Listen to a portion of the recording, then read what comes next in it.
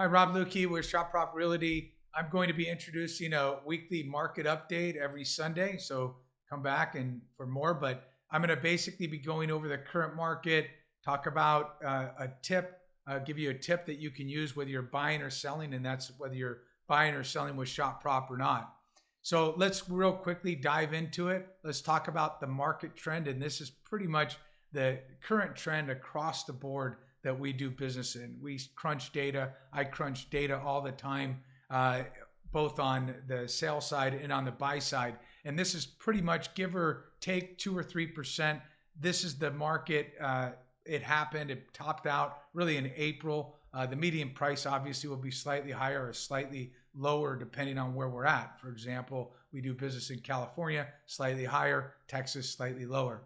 But this retracement occurred, and this happened obviously as we saw the interest rates run and actually top out. And then we saw this little retracement that has occurred for across the board.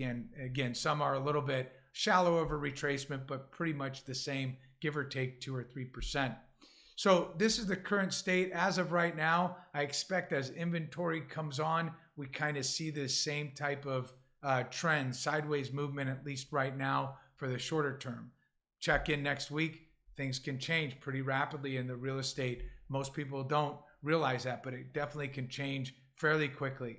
Now, let's talk about one of the tips that I want to give to everybody out there. And this stat is something that I watch pretty carefully. I know there's a lot of agents out there that just list the properties way underneath the market. Anyone can do that. Great. I got a ton of offers. I listed under the market. It's a much more difficult to list at a price that's in the sweet spot that gives the absolute best price possible. Or what about clients out there that want to list potentially at a higher range? How do I know that I need to drop my price?